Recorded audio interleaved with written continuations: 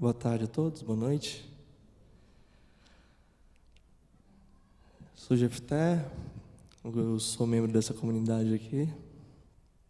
Eu componho algumas músicas, escrevo. Essa é a maneira de me comunicar com o mundo.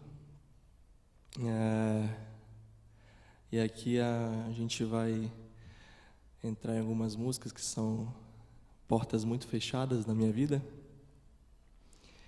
E o ato de compor, a arte de compor é a arte de se despir, né? Então vocês vão poder enxergar tudo que tem aqui dentro. Essa música chama-se Beija-Flor. Ela é um diálogo de um bem-te-vir com beija-flor. Para quem compõe sabe que existem alguns temas que às vezes te arrebata, né? E eu estou muito fissurado nessa história de pássaro. Eu vejo os pássaros dando, oh meu Deus, um urubu, preciso escrever sobre um urubu. Aí tem o sabiá também, que eu estou fazendo uma música sobre o sabiá. Então, assim, tem alguns momentos que chegam esses temas que vêm e te arrebata de um jeito que você não consegue não escrever. E não sei se vocês sabem, um beija-flor ele é polígamo, né? Então, é uma crítica que o bem-te-vir faz a ele, por ele ter esse tipo de atitude, deixar as flores lá, sem o amor, enfim. E o desfecho da história é que o bem-te-vir fala para o beija-flor que ele vai morrer sem saber o que é beijar uma flor só. Bonito, né? E essa é a música Beija-Flor.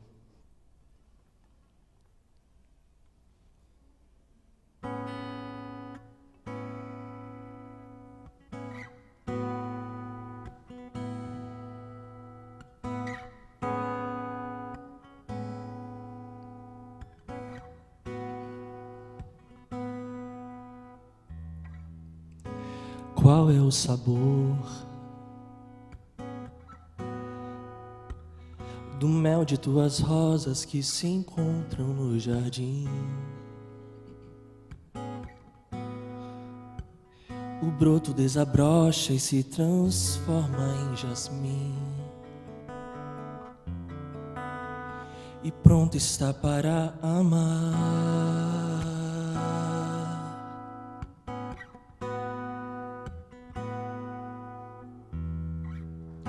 Diga, beija-flor, que buscas com teus beijos e qual é a direção? Que plana os teus desejos e pra qual de tuas paixões? Arrasta as tuas asas.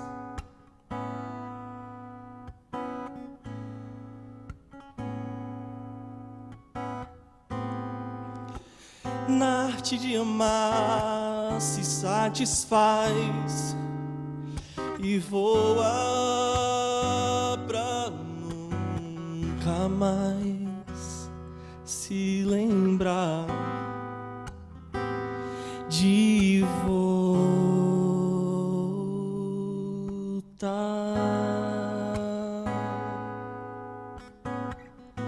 Ei, ei, ei. Eu bem te vi, achei um girassol e fiz um ninho pra viver. As tardes de domingo e esperar anoitecer, até o outono chegar.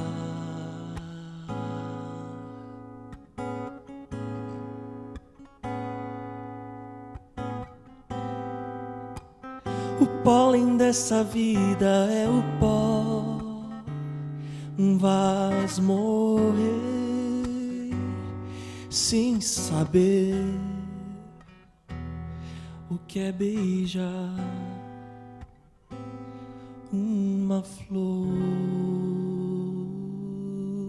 só. Ei, ei, ei.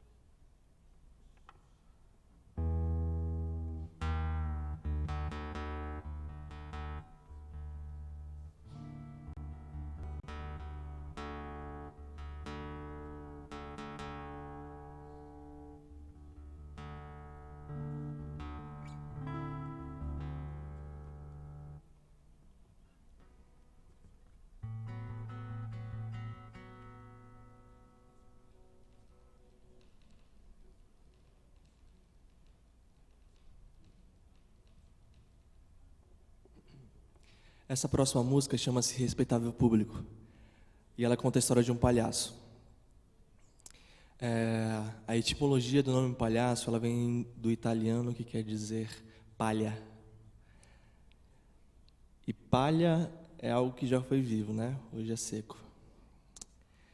E o palhaço, ele vive nesse dilema. Ele tem as suas máscaras, as suas facetas sociais, pela qual ele se esconde.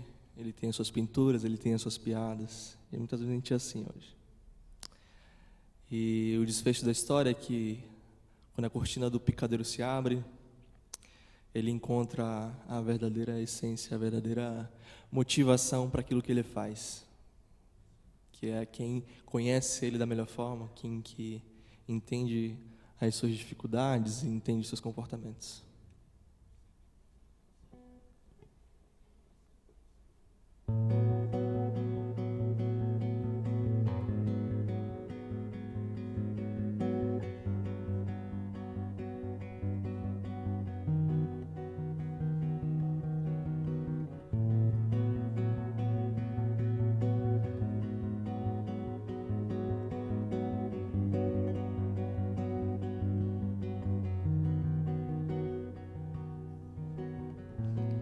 Nesse circo já montado, me equilibro no espaço, cambaleio em meus passos.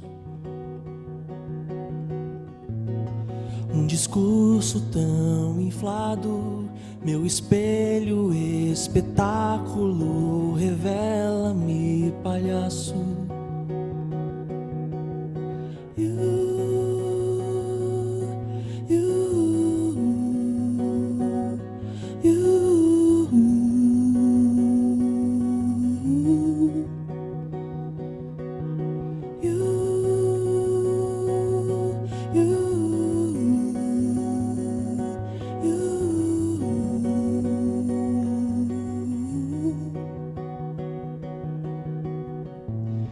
Da minha boca o riso escapa, a tristeza lança facas, a piada não tem graça.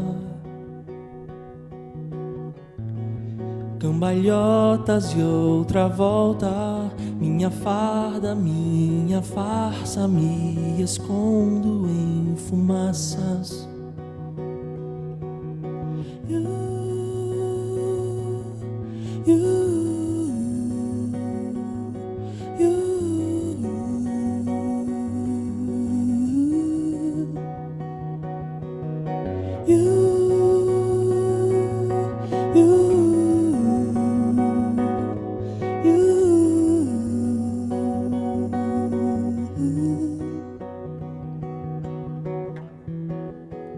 Aqui dentro de mim,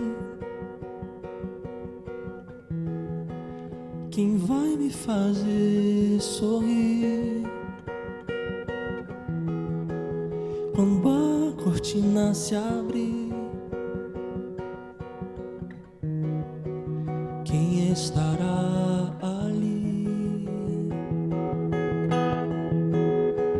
Aqui dentro de mim, quem vai me fazer sorrir quando a cortina se abre? Quem estará ali? Se o sorriso for o seu, não preciso mais do meu.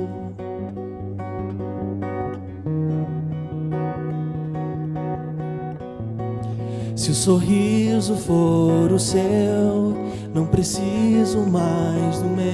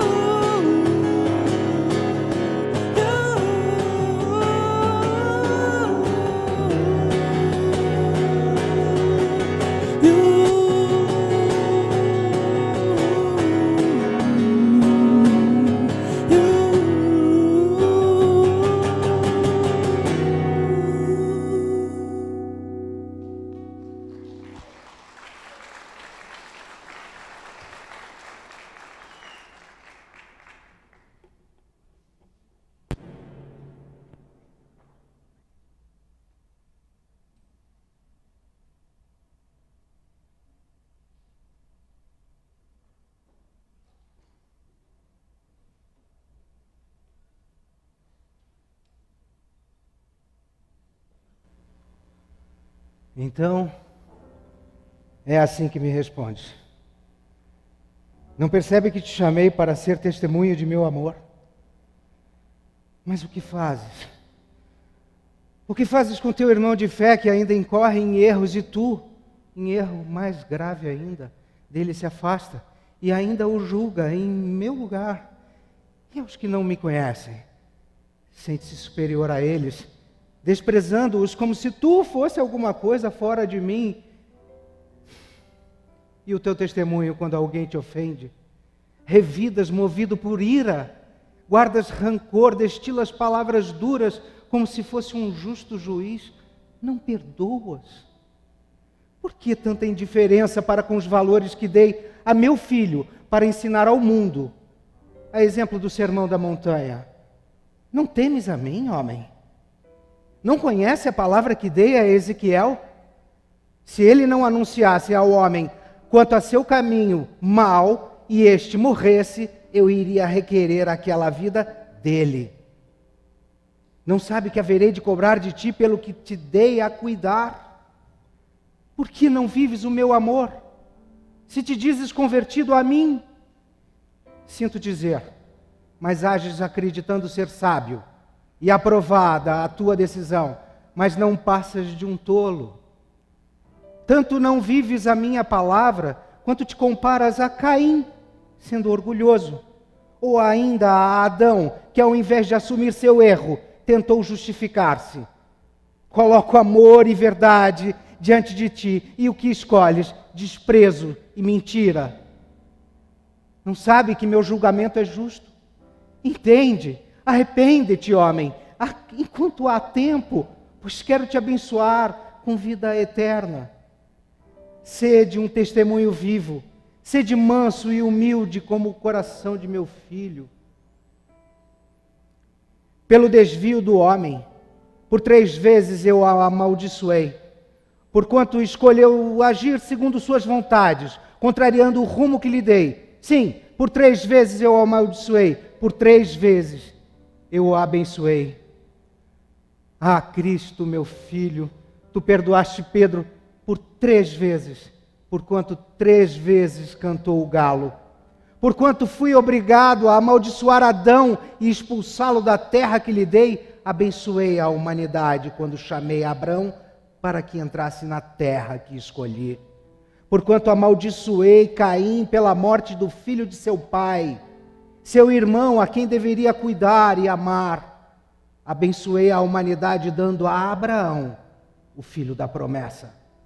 Porquanto, enfim, amaldiçoei a humanidade, extinguindo-a pelo dilúvio, abençoei-a mais uma vez, através do descendente de Noé, Abrão, a quem mudei o nome, para que se tornasse pai de nações. Entende, e seja de vez nova criatura, volte-se totalmente para mim, seja meu atalaia.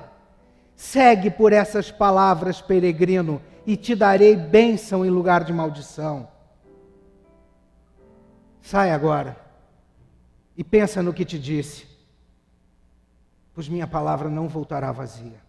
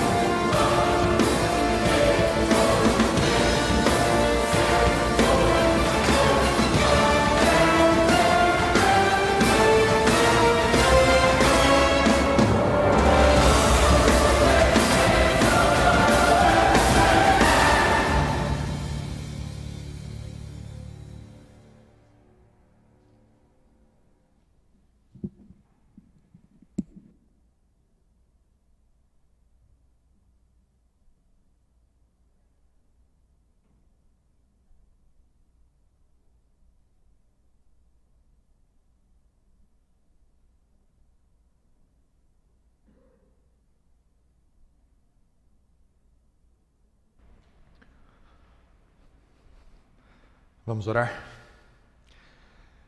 Bom Deus, muito obrigado porque em alguns momentos o Senhor se lembra da gente. E nesses momentos, as tuas perguntas, as tuas questões são um presente para nos ajudar a parar e pensar sobre as nossas escolhas, sobre a nossa vida, sobre quem somos. E nos ajudam a olhar para possibilidades, para novos caminhos.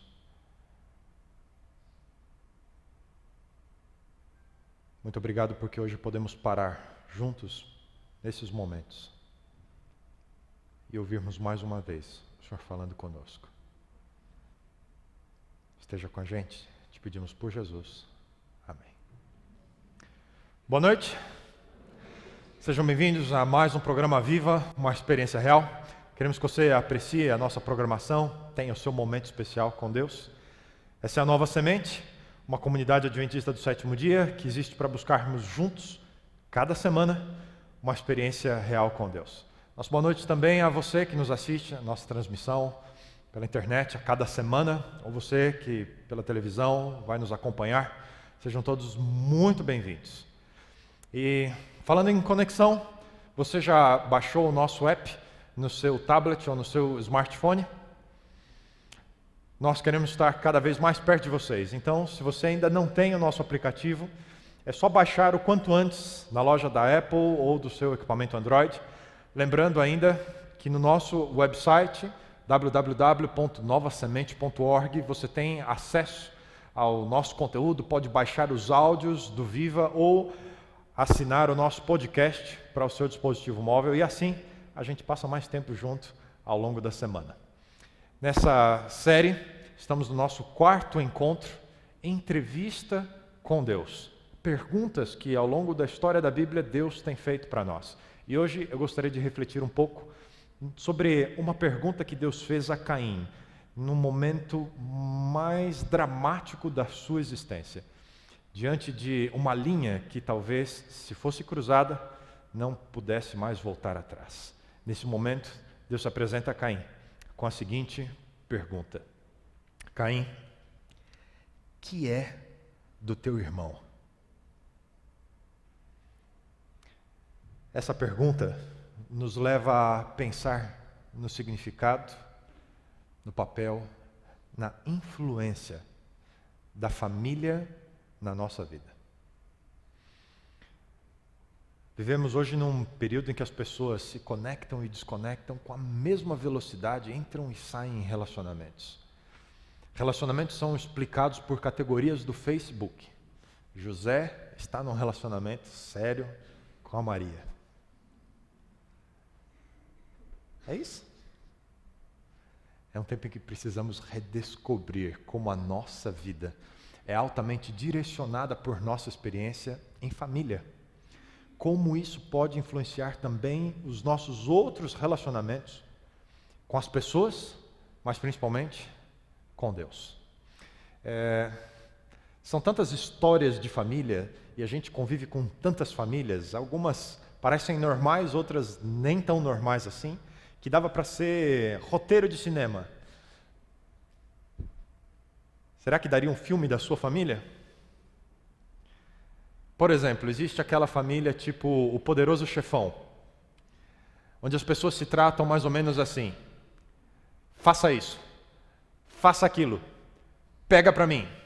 Nunca se ouve um por favor, um obrigado. São sempre ordens, imperativos, sempre alguém mandando em alguém. A gentileza não é tão perceptível numa família desse modelo.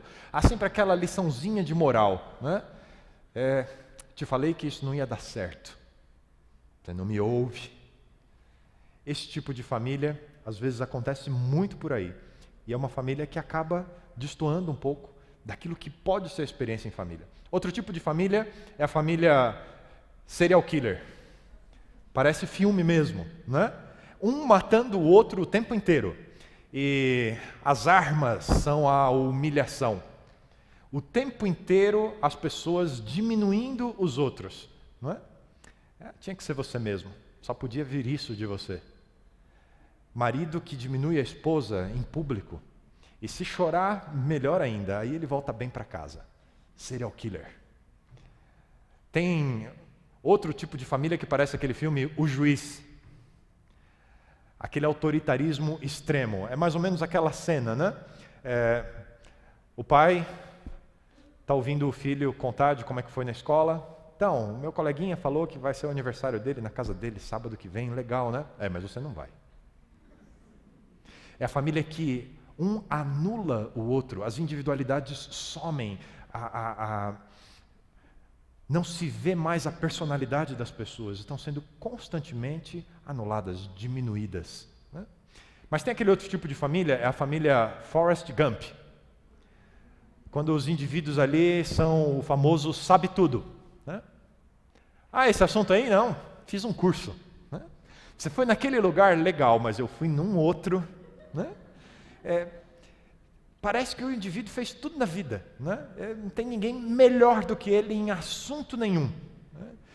E isso, na verdade, é uma estratégia para dissimular toda a sua insegurança. Ele precisa ser o centro das atenções. Tem ainda aquele tipo de família do silêncio dos inocentes, né?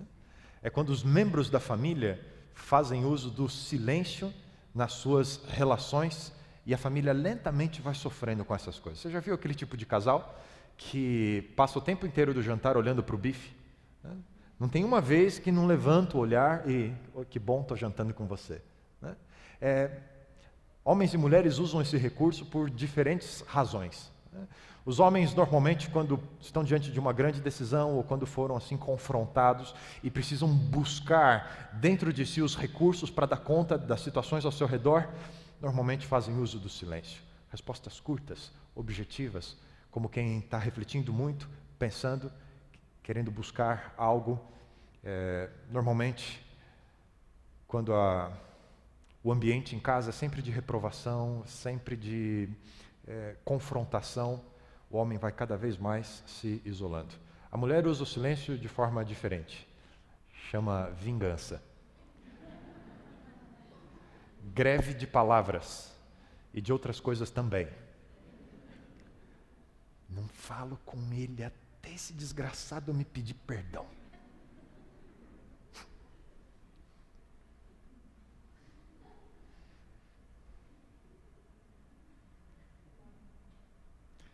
E lentamente, a linguagem do amor vai sumindo de famílias como essas. Apesar de modelos e de toda essa crise da família que a gente vive nos últimos anos, os desafios que a convivência apresenta para nós, a Bíblia constantemente usa a figura da família para descrever o nosso relacionamento com Deus. Olha que interessante essa afirmação da Bíblia. Porque sois filhos, Deus enviou aos nossos corações o Espírito do seu Filho, que clama, Abba, Pai.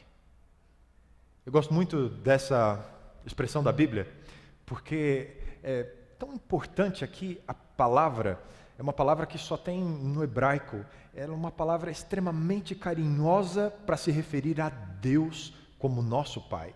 Talvez o melhor que a gente tivesse aqui fosse aquela expressão que a criança pronuncia com aquela voz doce e infantil, papai.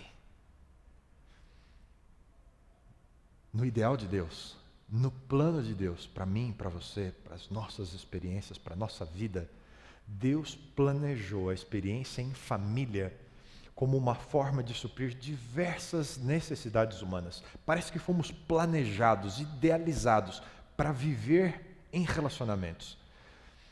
Mas também, além de atender às nossas necessidades, como uma possibilidade para o relacionamento com o próprio Deus. Também aponta para a dependência que existe entre amar a Deus e amar ao próximo. A experiência em família, como uma metáfora da vida e da experiência com Deus, se conjugam numa experiência única para mim e para você. A Bíblia também nos diz a respeito desse assunto, Se alguém afirmar, eu amo a Deus, mas odiar seu irmão, é mentiroso. Pois quem não ama seu irmão, a quem vê, não pode amar a Deus, a quem não vê. E Ele nos deu este mandamento: quem ama a Deus, ame também a seu irmão. Eu e você precisamos de família. Precisamos de pessoas que sejam muito próximas de nós.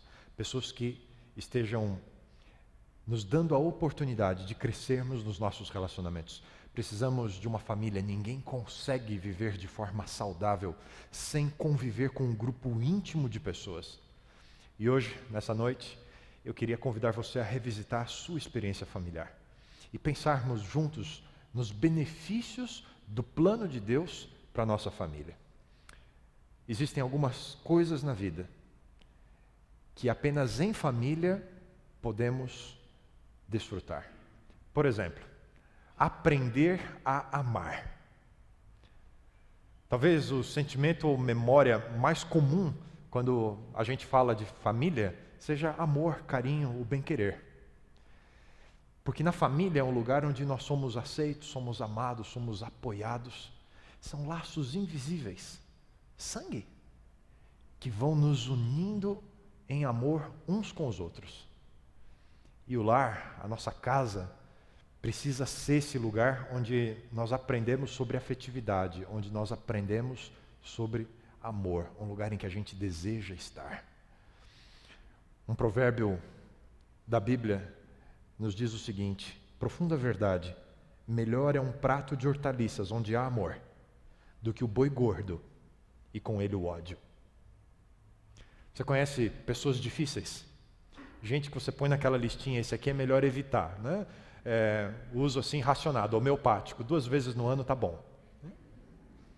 Muitos adultos são pessoas difíceis de convivência por falta de afetividade. Você já ouviu aquela expressão, fulano é mal amado? É isso aí mesmo, exatamente, foi o que faltou. Sem afetividade, a pessoa vai ficando cada vez mais azeda, parece um limão e morre seco. Nós temos necessidade, a necessidade humana de afetividade, tanto quanto temos de pão e água. Eu me lembro a primeira vez que eu vi sobre um assunto como esse, sobre afetividade. Eu parei para pensar na história da minha família e fiquei olhando para o meu pai. Levou tempo assim para o meu pai se sentir um pouco confortável em olhar para mim e dizer: filho, eu te amo. Não era o modelo de família que ele teve. Meu avô era super querido, uma pessoa dedicada à família, mas aquele modelo de família não era de pegar o filho no colo, no braço, de dar beijo, de dizer eu te amo. E falta esse modelo, né? E eu tomei a iniciativa: pai, eu amo você. E foi duro quebrar aquele gauchão. Eu também.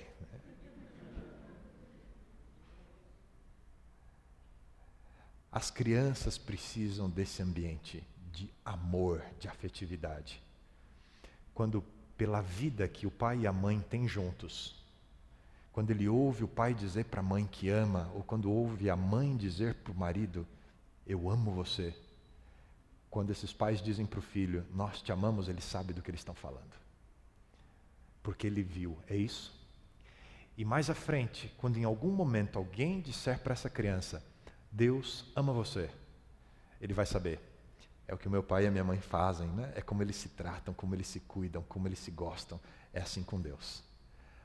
Afetividade, amor, é uma experiência que a gente desenvolve na família. A família é o melhor lugar para a gente construir isso. Agora, um outro aprendizado, uma outra oportunidade que a gente tem em família é o aprendizado da confiança. É aprender a confiar.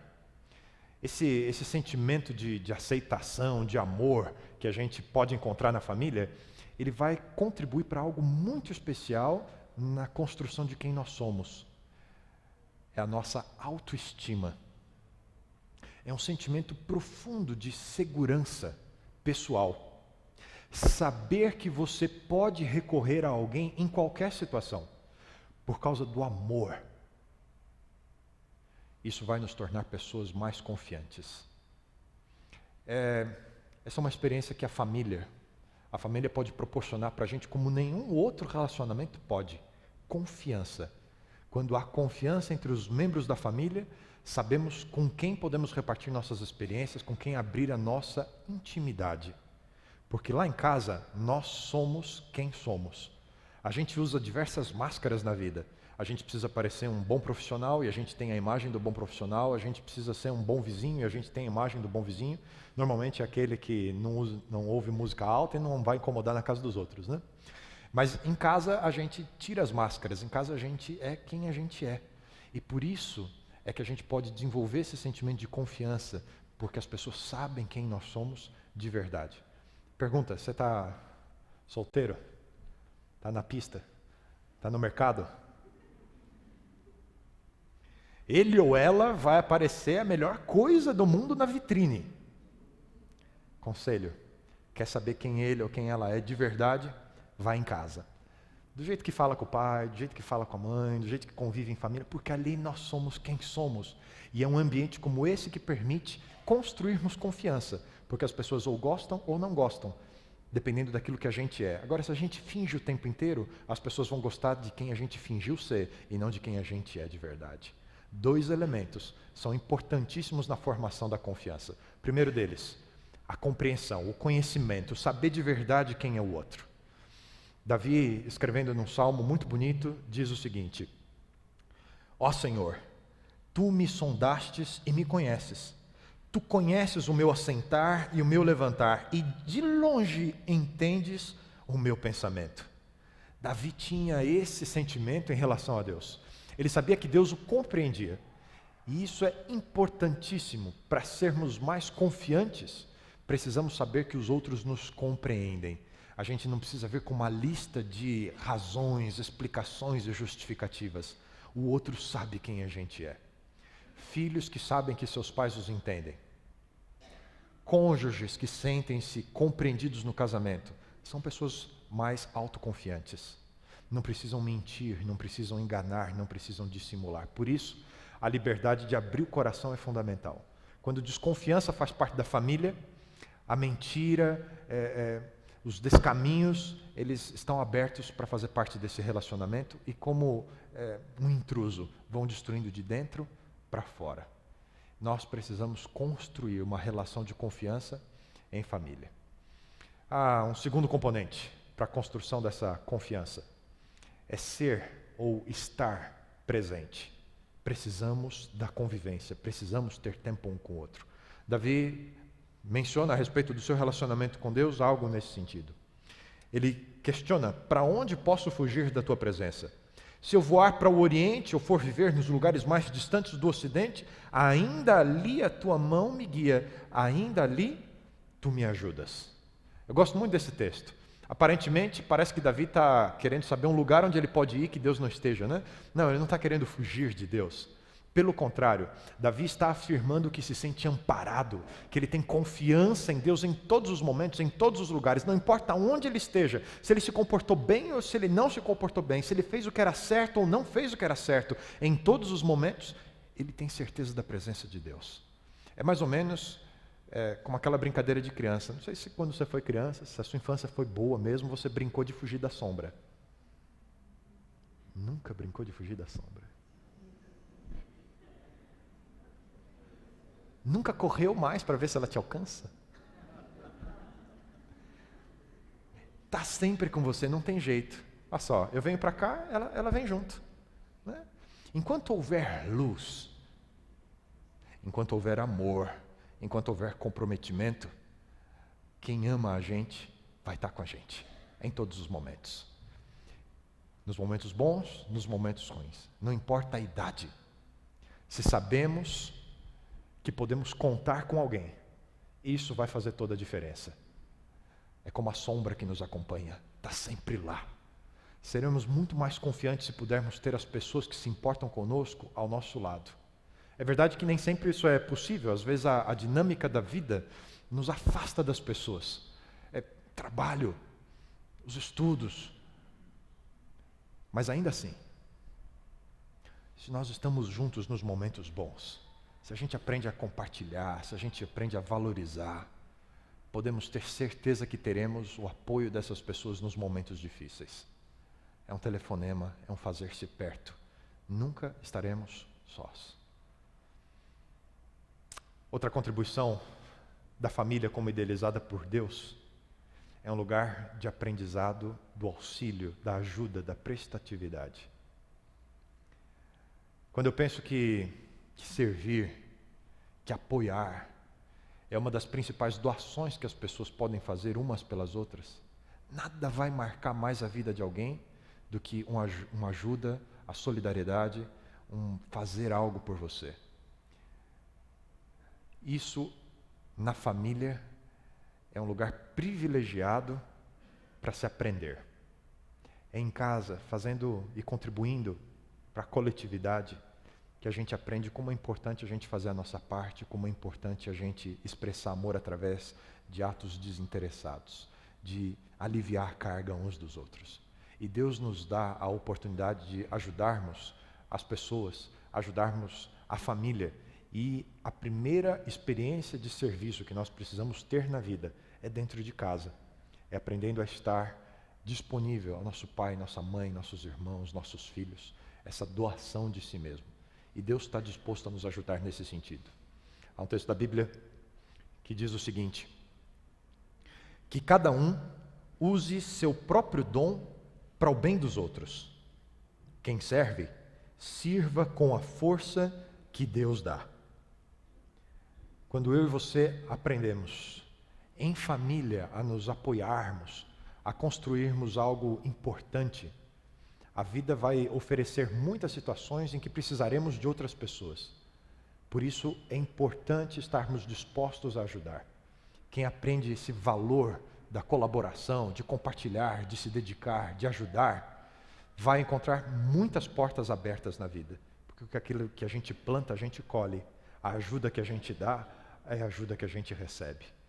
Mais do que isso, com certeza, você vai encontrar alguém que se sente devedor a você e queira ajudar quando tiver a oportunidade, queira retribuir a ajuda que você deu. Eu me lembro algo que marcou muito a minha vida. Meu tio, irmão da minha mãe, saiu bem jovem de casa ainda para cursar a faculdade, ele também é um pastor, e depois disso viveu em diversas cidades do Brasil, mas todo o período de férias, ele separava uma semana para passar na casa da minha avó, na casa da mãe dele. E naquela semana ele fazia tudo o que ele podia pela minha avó. Era uma tomada que precisava consertar, algo que precisava trocar, e ele vinha e fazia tudo o que podia. E a minha avó era um orgulho daquele filho, né? Menino de ouro esse meu filho. Porque ele dava de si. Ele doava do seu tempo, daquilo que ele fazia. Esse doar de si cria marcas profundas. A gente nunca mais esquece. Pode lembrar, se alguém fez algo inesperado para você, alguém que ofereceu uma ajuda que você não esperava, num momento em que você não esperava, nunca mais a gente esquece dessa pessoa. Isso chama-se gratidão. O poder do aprendizado, da ajuda, vai nos ajudar a marcar as pessoas nos nossos relacionamentos. Os relacionamentos são melhores, bem melhores, se nos dispusermos a aproveitar os benefícios da convivência em família. Talvez esse seja um relacionamento que precise mais atenção da nossa parte. Eu e você precisamos talvez nos dedicar mais às pessoas que a gente ama. Talvez você precise consertar as coisas com a sua família, algo que você sabe que você precisa fazer. E no que depender de você, procure construir bons relacionamentos.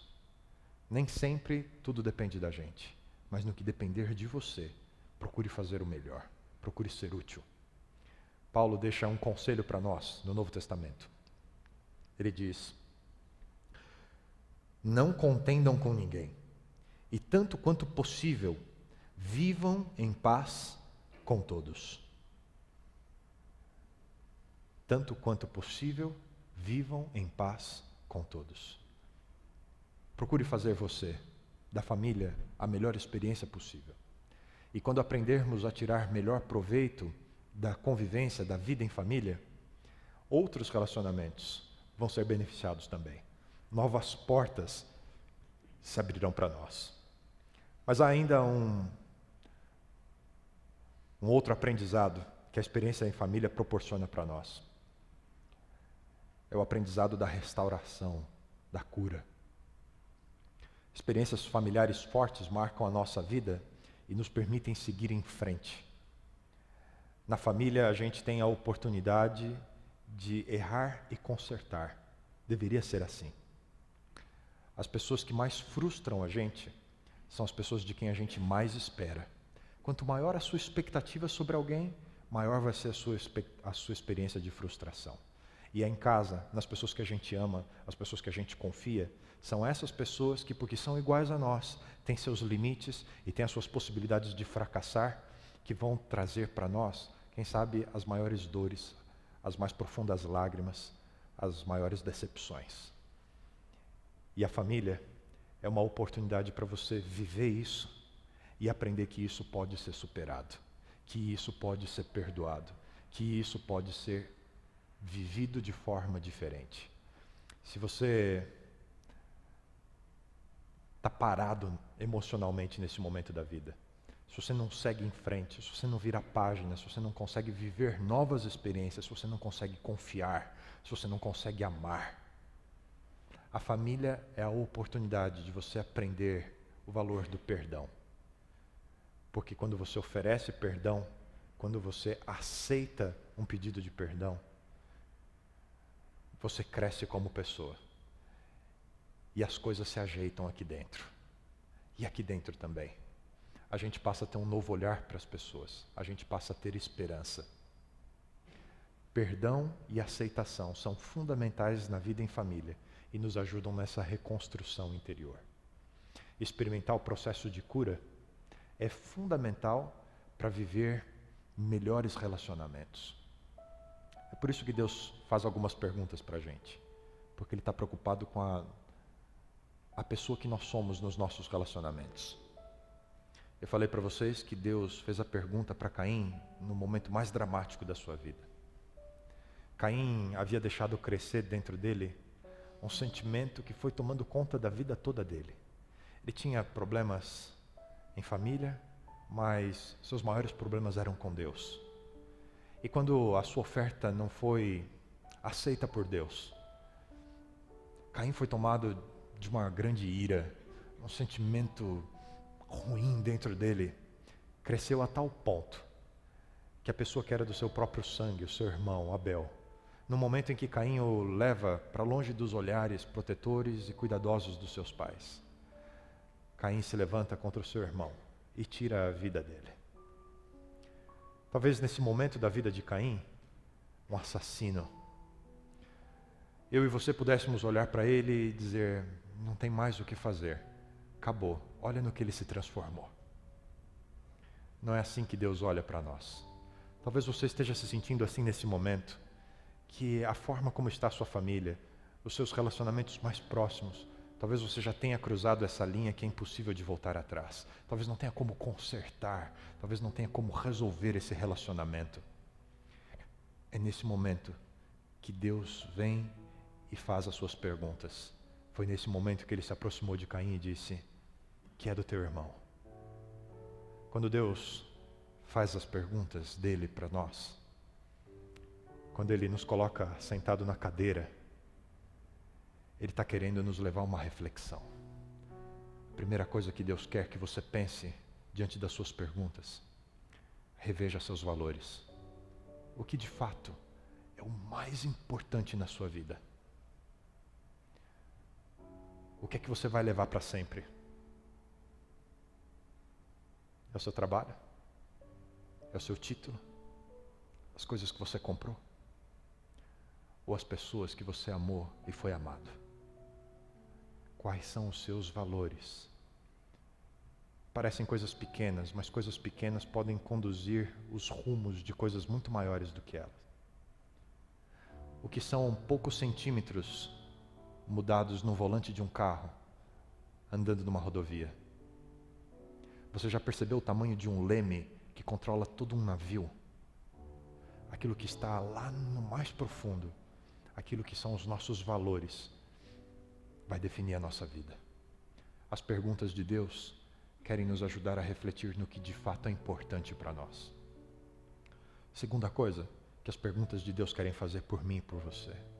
Quando Ele vem para essa conversa franca, honesta, Ele espera que você e eu admitamos os nossos problemas, os nossos erros, os nossos fracassos. Se a gente tem uma chance de fazer certo, é depois que a gente compreendeu que a gente errou. Antes disso, a gente só tem a chance de errar. Agora a gente tem a chance de acertar. Por isso, quando você ouvir Deus falando com você, se hoje à noite você parou e pensou sobre coisas que podem ser melhores na sua vida em família, se Deus tem falado com você, admita aquilo que você precisa de ajuda e aquilo que precisa ser diferente hoje na sua vida. Talvez você precise sair daqui hoje e imediatamente passar a mão no telefone e dizer para alguém: me desculpa, eu amo você. Me perdoa, você é importante para mim. Admita os seus erros, porque não admiti-los é errar duas vezes. Terceira coisa que Deus, com as suas perguntas, quer fazer comigo e com você. Não tenha medo dos desvios de caminho. Na reflexão, Deus vai apontar para você: filho, tenta diferente, tenta desse outro jeito, vai ser melhor, confia em mim. E você vai precisar descer do seu orgulho e admitir que talvez os seus caminhos não sejam melhores e que você deve dar uma chance para fazer diferente. Hoje mesmo, minha mulher estava me dando uma dica de manhã. A gente estava chegando em casa e ela dizendo para mim: olha, é melhor você falar desse outro jeito quando você for falar. E eu não concordei com ela. Eu achei que eu falei do jeito certo. Mas sabe como é mulher, né? Gosta da gente, quer ver a gente o melhor possível, né? Ela insistiu. Eu parei, respirei fundo, a gente saiu do carro, olhei para ela e falei: amor, prefiro ser feliz do que estar certo. Vem cá, abraço aqui. Tente diferente, em vez de se justificar, em vez de tentar estar sempre certo, busque um outro caminho. Não tenha medo desse caminho que é novo para você. Você vai se sentir inseguro, vulnerável, mas Deus está falando com você, está questionando você, para você tentar de verdade algo novo. Se você continuar fazendo as mesmas coisas, nada vai ser diferente ao seu redor. Quarta intenção de Deus ao se aproximar de mim e de você com suas perguntas: Ele quer nos levar ao arrependimento. Ele quer nos levar à profunda sensação de que pode ser diferente, sim. De que o que a gente viveu até agora nem de longe é o melhor. Você sabe que o primeiro milagre que Jesus fez foi num casamento? Foi numa família. A festa, os convidados, tudo certo, até que o vinho acabou. E naquela cultura, a falta do vinho é a falta da alegria da vida, é a falta da fertilidade, é a falta da vida em plenitude. Não podia acontecer. Não era uma boa notícia para um casal no início da sua jornada não ter vinho. Ele pediu que trouxessem algumas talhas cheias de água e ele transformou a água em vinho. Essa não é a melhor parte da história. A melhor parte da história é quando o mestre de cerimônias, que tinha que provar o vinho antes de servir para os convidados, ficou indignado e disse: normalmente as pessoas servem o melhor vinho no começo. Depois que todo mundo já está cheio do vinho, aí servem o de segunda qualidade. Mas aqui fizeram o contrário. O melhor vinho veio depois. Porque quando a gente se arrepende e quando a gente abre espaço para Deus fazer parte da nossa vida, o melhor vem depois. Hoje, quando você sair daqui para encontrar as pessoas que você ama, para abrir os braços, oferecer e receber um abraço, um beijo,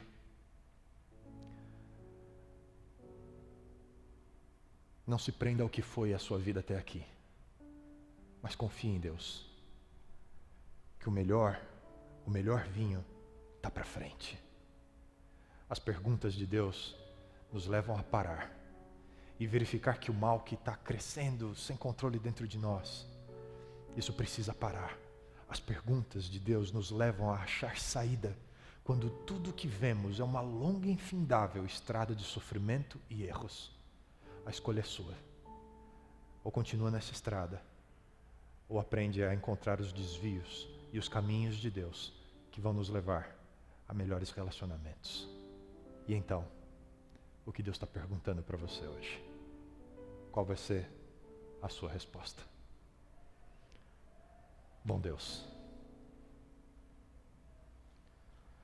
hoje à noite paramos para ouvir a tua pergunta, que é do teu irmão.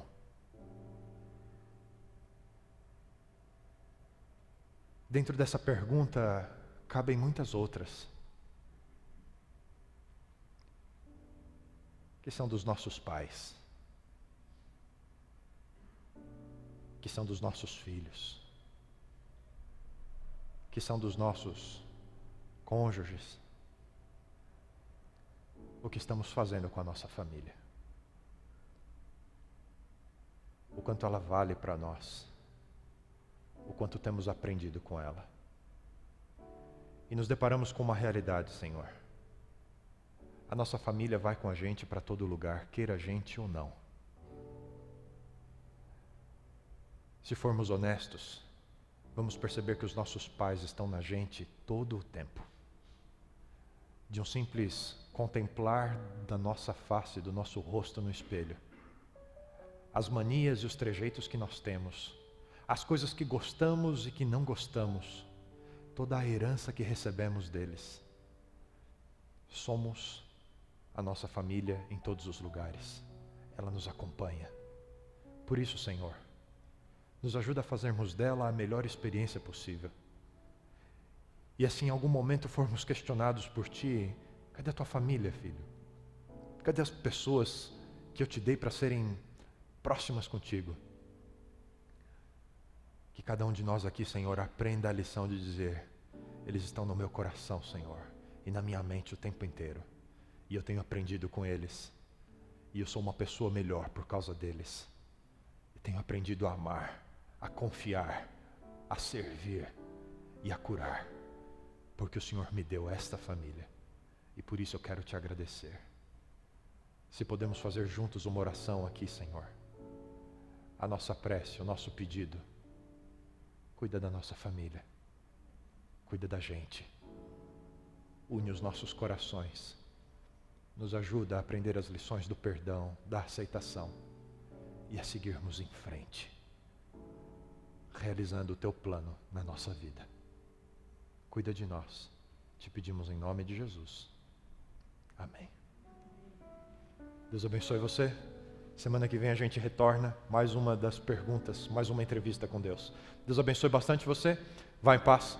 Uma feliz semana e até sábado que vem, se Deus assim permitir.